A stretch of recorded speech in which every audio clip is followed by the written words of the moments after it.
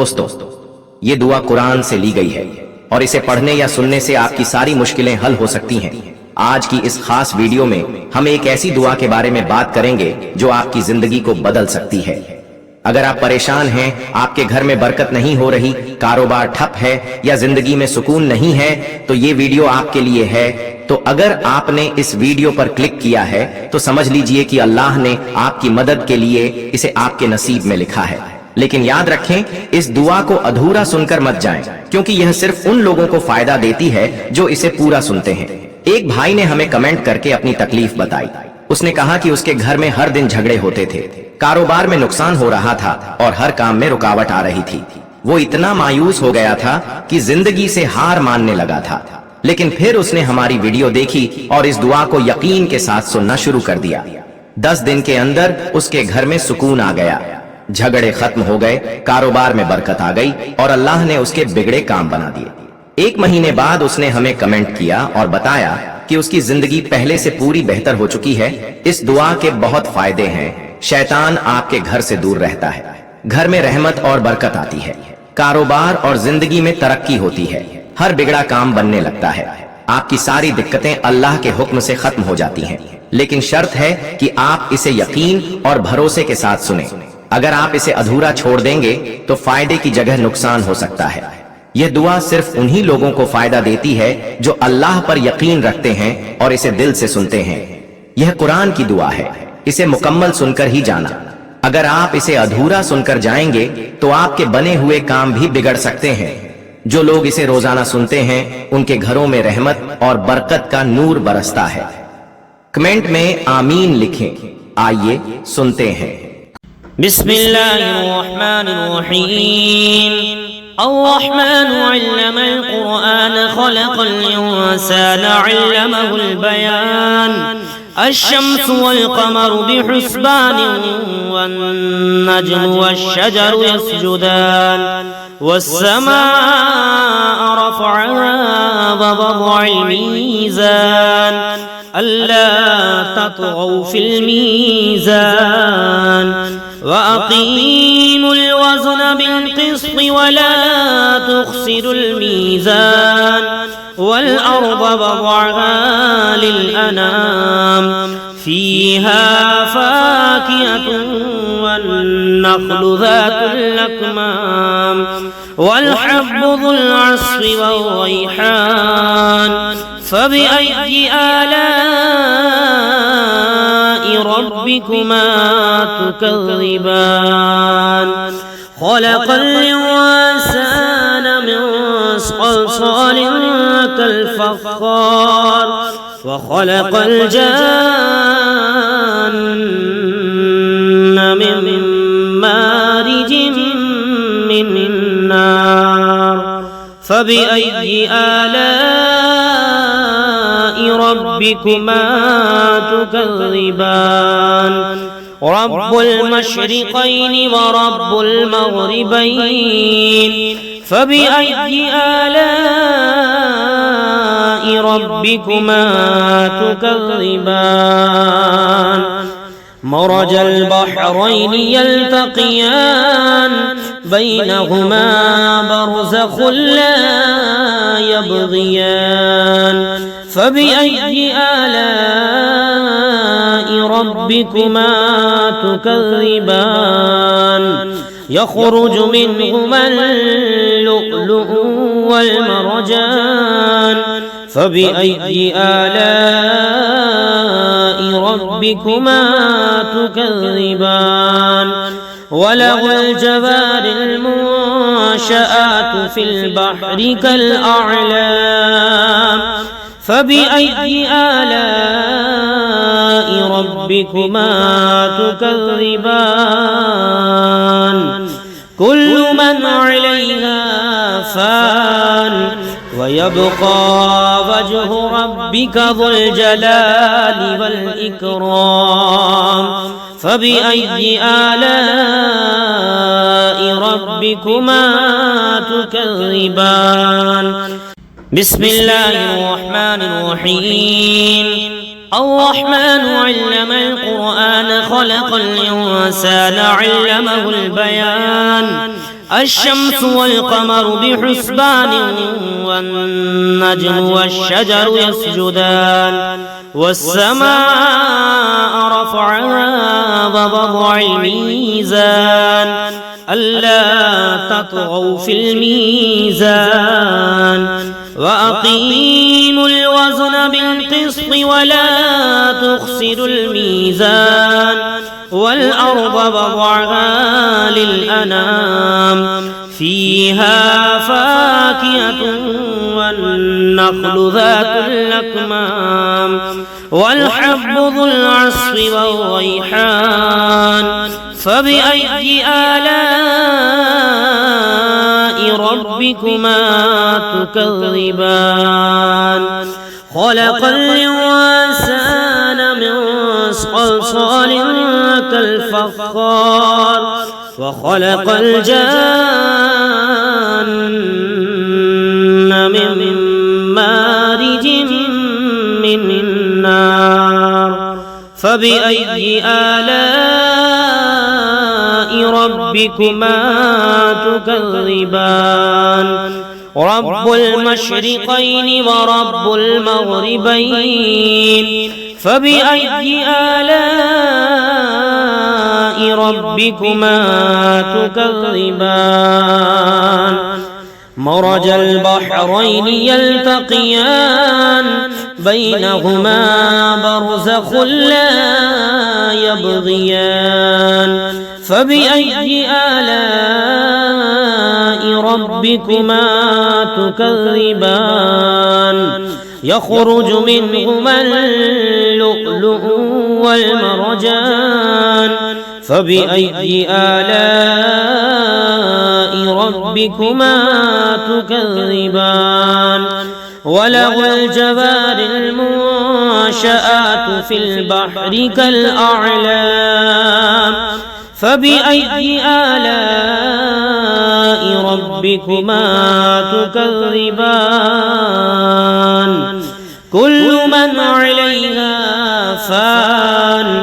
ويبقى وجه ربك ذو الجلال والإكرام فبأي آلاء ربكما تكذبان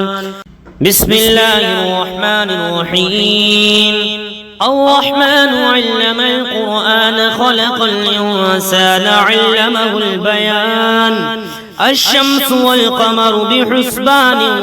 والنجم والشجر يسجدان والسماء رفعها ووضع الميزان ألا تطغوا في الميزان وأقيموا الوزن بالقسط ولا تخسروا الميزان والأرض وضعها للأنام فيها فاكهة والنخل ذات الأكمام والحب ذو العصف والريحان فبأي آلاء ربكما تكذبان خلق الإنسان من صلصال كالفخار وخلق الجان من مارج من نار فبأي آلاء ربكما تكذبان رب المشرقين ورب المغربين فبأي آلاء ربكما تكذبان مرج البحرين يلتقيان بينهما برزخ لا يبغيان فبأي آلاء ربكما تكذبان يخرج منهما اللؤلؤ والمرجان فبأي آلاء ربكما تكذبان وله الجوار المنشآت في البحر كالأعلام فبأي آلاء ربكما تكذبان كل من عليها فان ويبقى وجه ربك ذو الجلال والإكرام فبأي آلاء ربكما تكذبان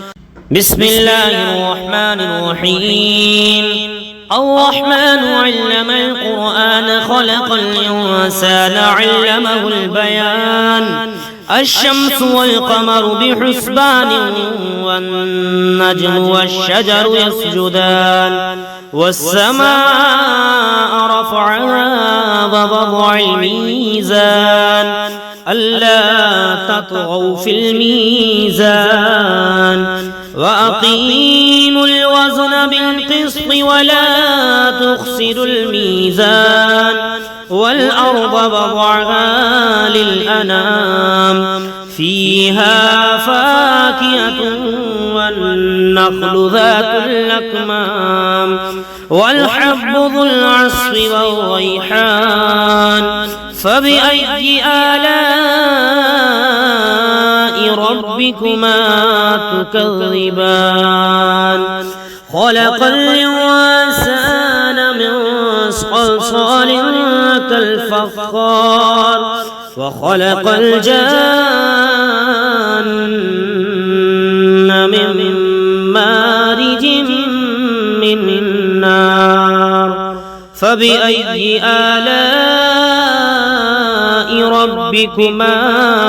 تكذبان رب المشرقين ورب المغربين فبأي آلاء ربكما تكذبان مرج البحرين يلتقيان بينهما برزخ لا يبغيان فبأي آلاء ربكما تكذبان يخرج منهما اللؤلؤ والمرجان فبأي آلاء ربكما تكذبان وله الجوار المنشآت في البحر كالأعلام فبأي آلاء ربكما تكذبان كل من عليها فان ويبقى وجه ربك ذو الجلال والإكرام فبأي آلاء ربكما تكذبان بسم الله الرحمن الرحيم الرحمن علم القرآن خلق الإنسان علمه البيان الشمس والقمر بحسبان والنجم والشجر يسجدان والسماء رفعها ووضع الميزان ألا تطغوا في الميزان وأقيموا الوزن بالقسط ولا تخسروا الميزان والأرض وضعها للأنام فيها فاكهة والنخل ذات الأكمام والحب ذو العصف والريحان فبأي آلاء ربكما تكذبان خلق الإنسان من صلصال كالفخار وخلق الجان من مارج من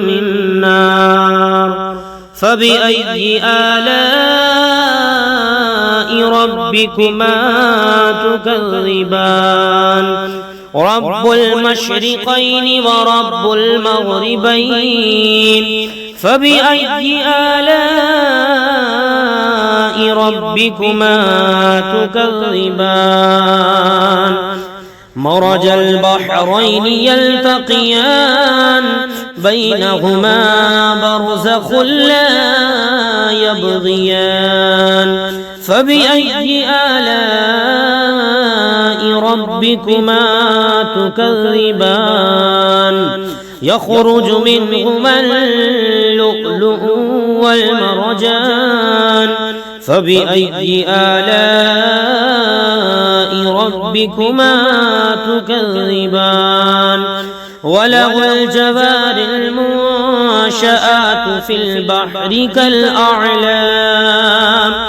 فبأي آلاء ربكما تكذبان كل من عليها فان ويبقى وجه ربك ذو الجلال والإكرام فبأي آلاء ربكما تكذبان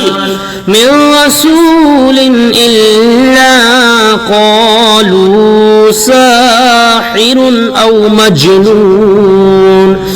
أتواصوا به بل هم قوم طاغون فتولى عنهم فما أنت بملوم وذكر فإن الذكرى تنفع المؤمنين وما خلقت الجن والإنس إلا من الجن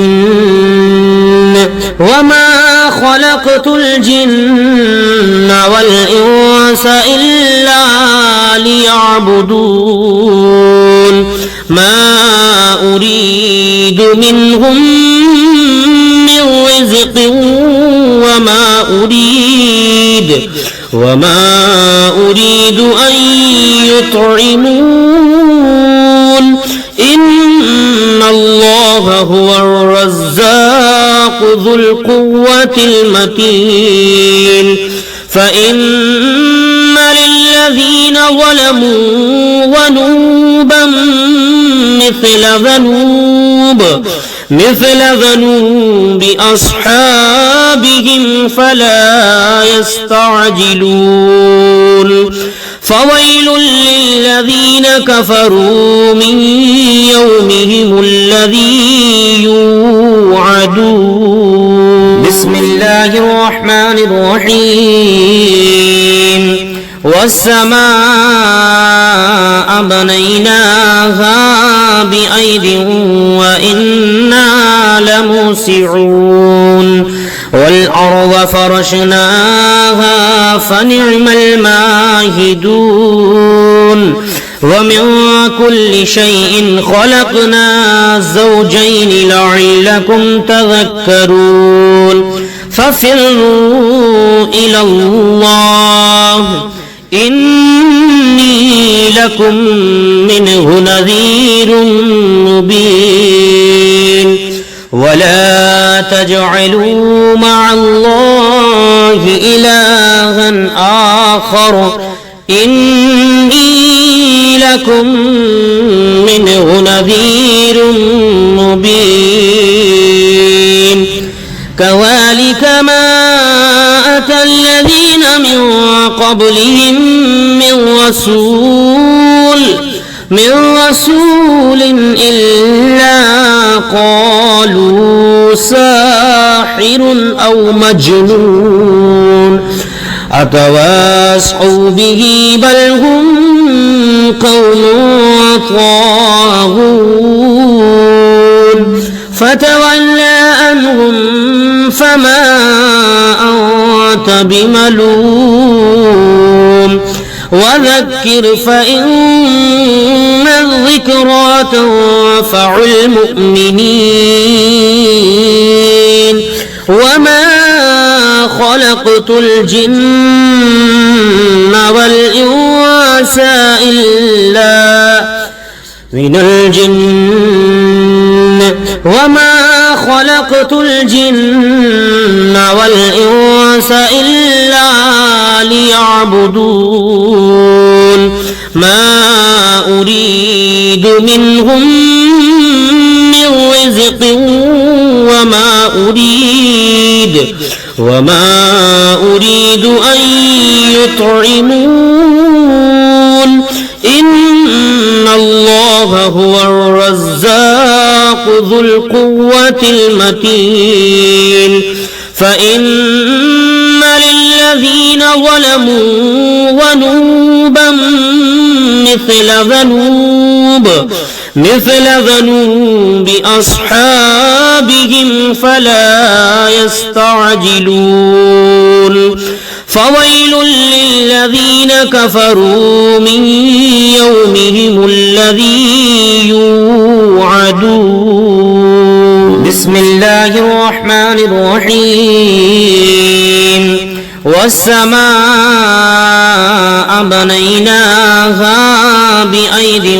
وإنا لموسعون والأرض فرشناها فنعم الماهدون ومن كل شيء خلقنا زوجين لعلكم تذكرون ففروا إلى الله إني لكم منه نذير مبين ولا تجعلوا مع الله إلها آخر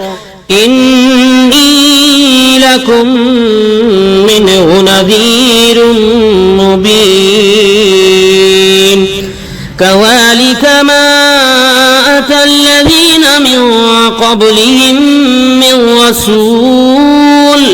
من رسول إلا قالوا ساحر أو مجنون أتواصوا به بل هم قوم طاغون فتولى عنهم فما أنت بملوم وذكر فإن الذكرى تنفع المؤمنين وما خلقت الجن والإنس إلا من الجن وما خلقت الجن والإنس إلا ليعبدون ما أريد منهم من رزق وما أريد أن يطعمون إن الله هو الرزاق ذو القوة المتين فإن للذين ظلموا ذنوبا مثل ذنوب أصحابهم فلا يستعجلون فويل للذين كفروا من يومهم الذي يوعدون والسماء بنيناها بأيد وإنا لموسعون والأرض فرشناها فنعم الماهدون ومن كل شيء خلقنا زوجين لعلكم تذكرون ففروا إلى الله إني لكم منه نذير مبين ولا تجعلوا مع الله إلها آخر إني لكم منه نذير مبين كذلك ما أتى الذين من قبلهم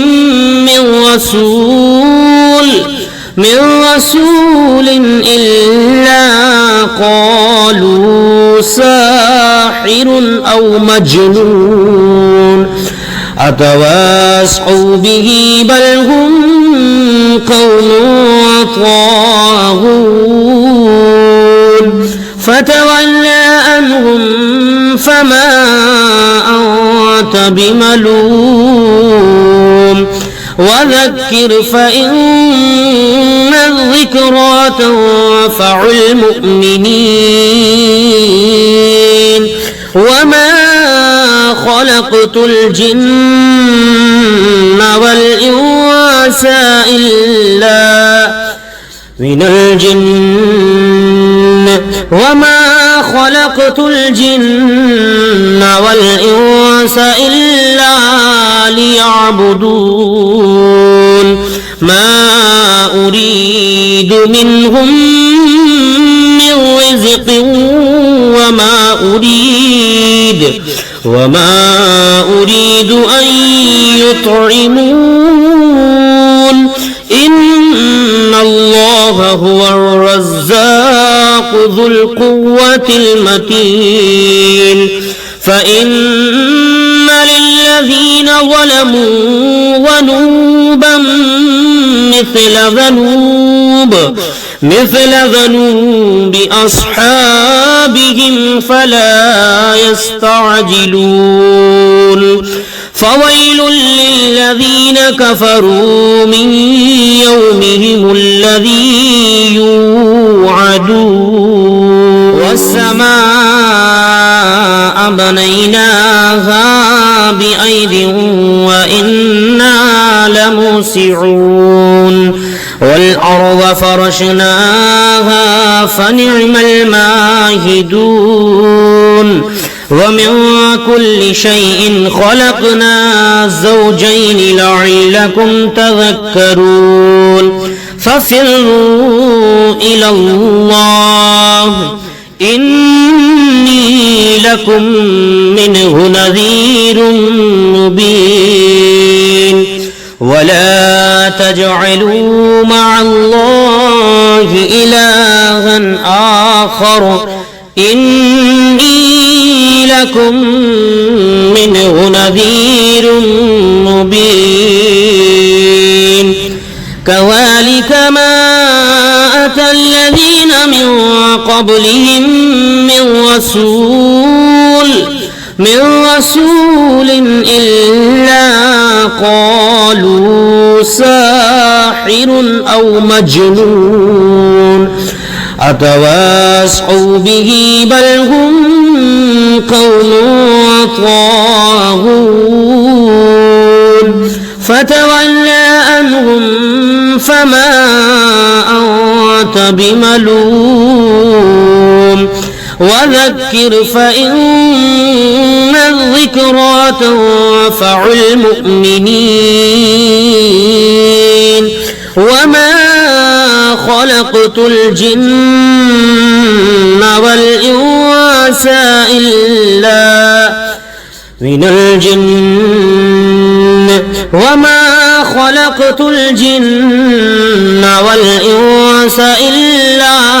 ليعبدون ما أريد منهم من رزق وما أريد أن يطعمون إن الله هو الرزاق ذو القوة المتين فإن للذين ظلموا ذنوبا مثل ذنوب أصحابهم فلا يستعجلون اذكروني أذكركم واشكروا لي ولا تكفرون يا أيها الذين آمنوا استعينوا بالصبر والصلاة إن الله مع الصابرين ولا تقولوا لمن يقتل في سبيل الله أموات بل أحياء ولكن لا تشعرون ولنبلونكم بشيء من الخوف والجوع ونقص من الأموال والأنفس والثمرات وبشر الصابرين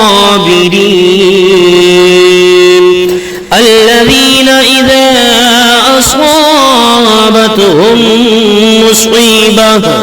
أصابتهم مصيبة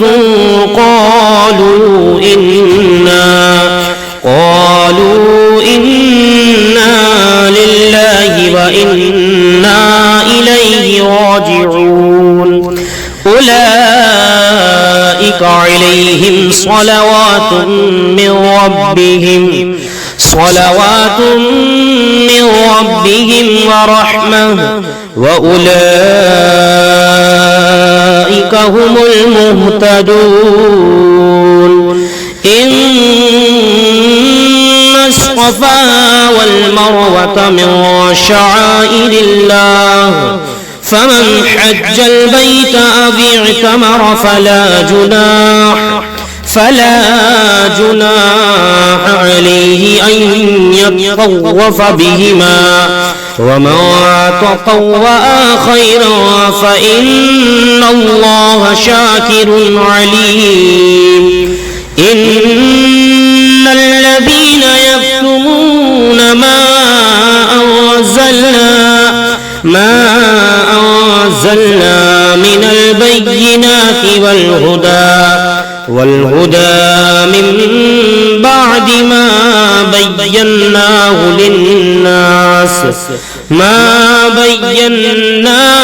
للناس في الكتاب أولئك يلعنهم الله ويلعنهم اللاعنون إلا الذين تابوا وأصلحوا وبينوا فأولئك أتوب عليهم وأنا التواب الرحيم إن الذين كفروا وماتوا وهم كفار أولئك عليهم لعنة الله والملائكة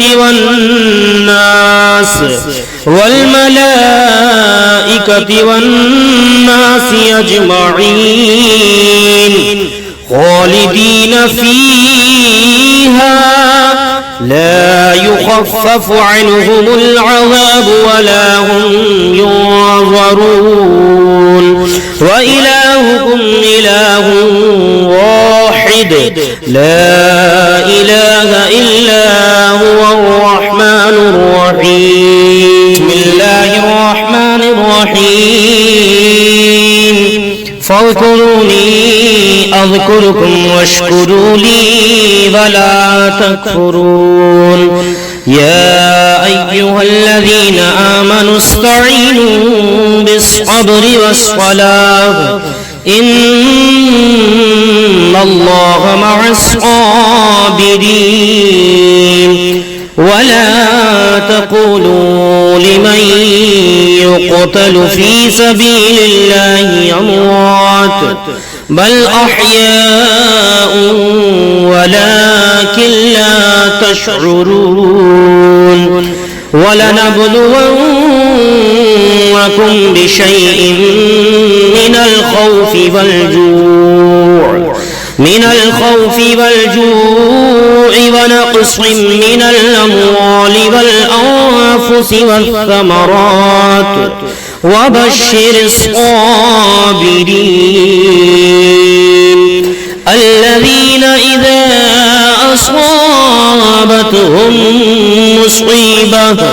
أصابتهم مصيبة قالوا إنا لله وإنا إليه راجعون أولئك عليهم صلوات من ربهم ورحمة وأولئك هم المهتدون إن الصفا والمروة من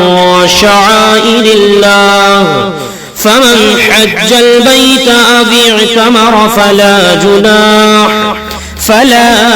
جناح عليه أن يطوف بهما ومن تطوع خيرا فإن الله شاكر عليم إن الذين يكتمون ما أنزلنا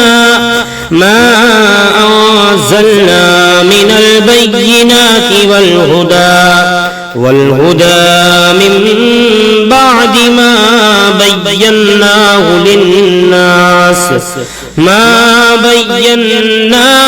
للناس في الكتاب أولئك يلعنهم الله ويلعنهم اللاعنون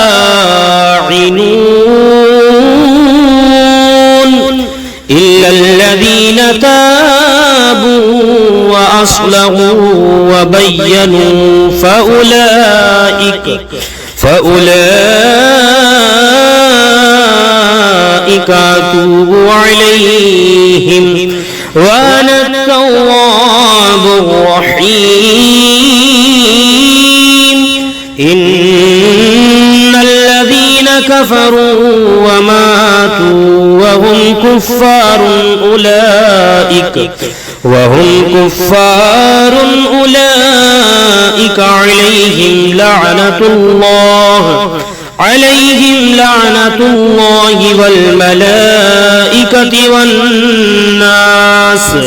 والملائكة والناس أجمعين خالدين فيها لا يخفف عنهم العذاب ولا هم ينظرون وإلهكم إله واحد لا إله إلا هو الرحمن الرحيم بسم الله الرحمن الرحيم فاذكروني أذكركم واشكروا لي ولا تكفرون يا أيها الذين آمنوا استعينوا بالصبر والصلاة إن الله مع الصابرين ولا تقولوا لمن يقتل في سبيل الله أموات بل أحياء ولكن لا تشعرون ولنبلونكم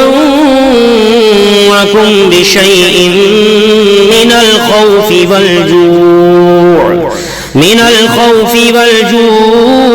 ونقص من الأموال والأنفس والثمرات وبشر الصابرين الذين إذا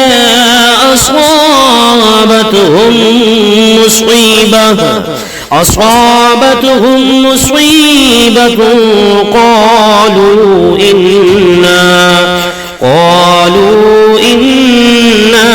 لله وإنا إليه راجعون أولئك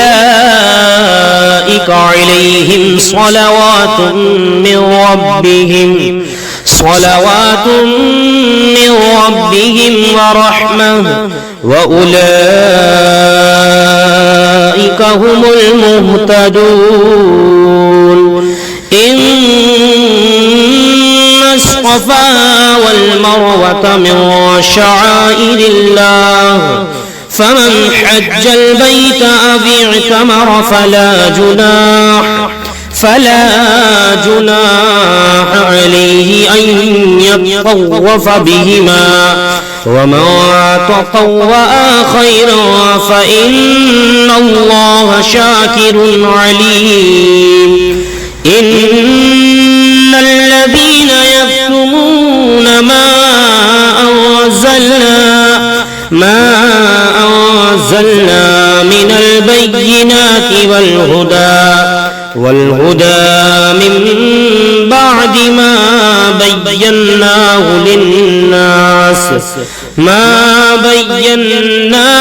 للناس في الكتاب أولئك يلعنهم الله ويلعنهم اللاعنون إلا الذين تابوا وأصلحوا وبينوا فأولئك أتوب عليهم وأنا التواب الرحيم إن الذين كفروا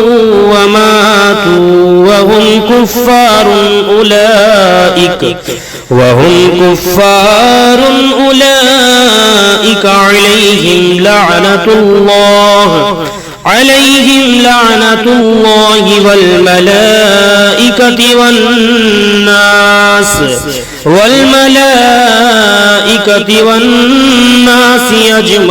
أجمعين خالدين فيها لا يخفف عنهم العذاب ولا هم ينظرون وإلهكم إله واحد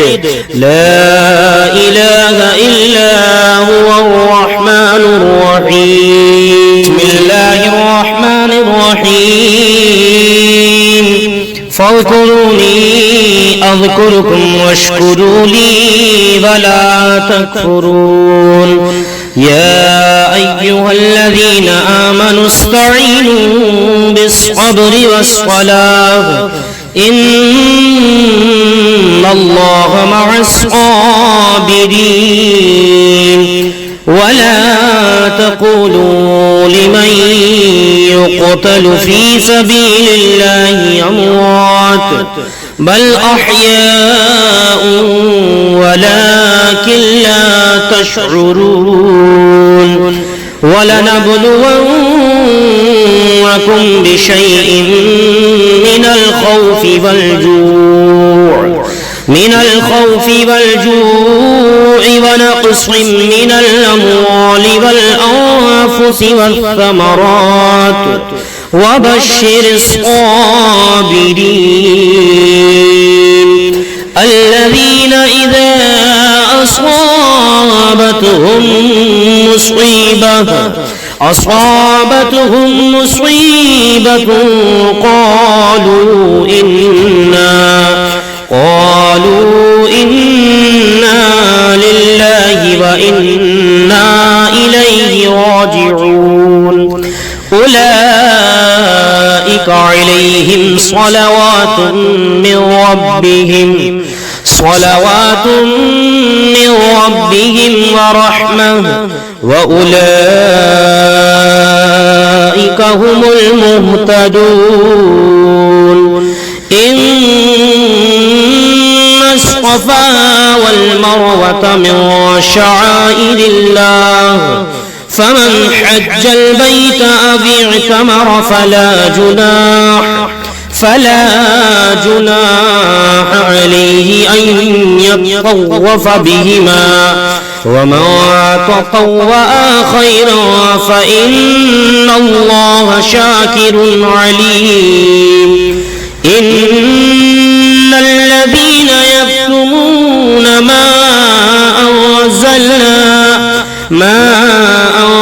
أنزلنا من البينات والهدى من بعد ما بيناه للناس في الكتاب أولئك يلعنهم الله ويلعنهم اللاعنون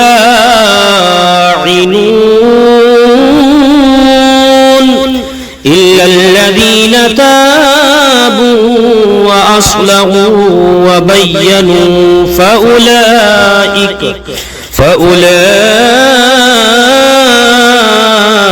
أتوب عليهم وأنا التواب الرحيم إن الذين كفروا وماتوا وهم كفار أولئك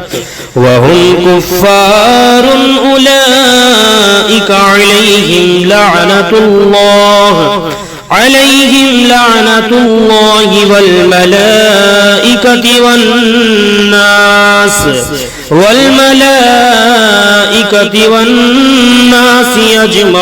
أجمعين خالدين فيها لا يخفف عنهم العذاب ولا هم ينظرون وإلهكم إله واحد لا إله إلا هو الرحمن الرحيم تنزيل العزيز الرحيم لتنذر قوما ما أنذر آباؤهم فهم غافلون لقد حق القول على أكثرهم فهم لا يؤمنون إنا جعلنا في أعناقهم أغلالا فهي إلى الأذقان فهم مقمحون وجعلنا من بين أيديهم سدا ومن خلفهم سدا فأغشيناهم فهم لا يبصرون وسواء عليهم أأنذرتهم أم لم تنذرهم لا يؤمنون إنما تنذر من اتبع الذكر وخشي الرحمن بالغيب فبشره بمغفرة وأجر كريم إنا نحن نحيي الموتى ونكتب ما قدموا وآثارهم وكل شيء أحصيناه في إمام مبين واضرب لهم مثلا أصحاب القرية إذ جاءها المرسلون إذ أرسلنا إليهم اثنين فكذبوهما فعززنا بثالث فقالوا إنا إليكم مرسلون قالوا ما أنتم إلا بشر مثلنا وما أنزل الرحمن من شيء إن أنتم إلا تكذبون قالوا ربنا يعلم إنا إليكم لمرسلون وما علينا إلا البلاغ المبين قالوا إنا تطيرنا بكم لئن لم تنتهوا لنرجمنكم وليمسنكم منا عذاب أليم قالوا طائركم معكم أأنذرتم بل أنتم قوم مسرفون وجاء من أقصى المدينة رجل يسعى قال يا قوم اتبعوا المرسلين اتبعوا من لا يسألكم أجرا وهم مهتدون وما لي لا أعبد الذي فطرني وإليه ترجعون أأتخذ من دونه آلهة إن يردني الرحمن بضر لا تغني عني شفاعتهم شيئا ولا ينقذون إني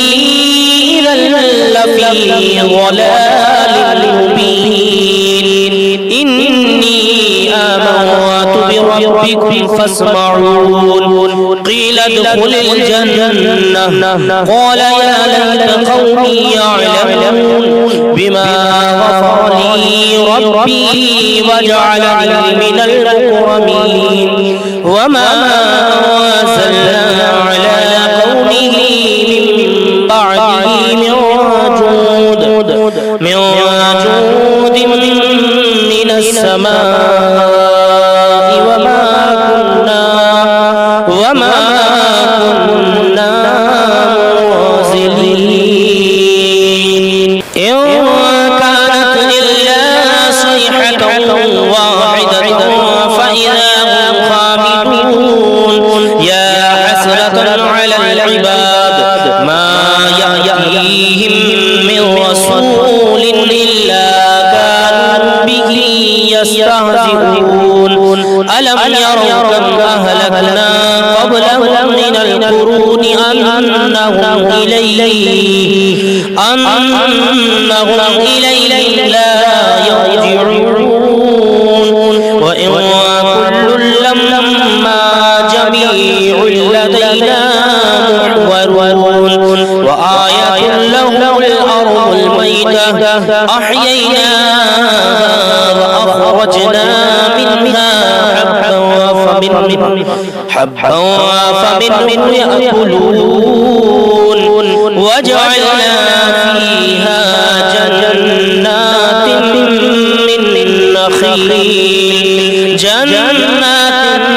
من نخيل وأعناب وفجرنا فيها من العيون ليأكلوا من ثمره وما عملته أيديهم أفلا يشكرون سبحان الذي خلق الأزواج كلها مما تنبت الأرض ومن أنفسهم ومما لا يعلمون وآية لهم الليل نسلخ منه النهار فإذا هم مظلمون والشمس تجري لمستقر لها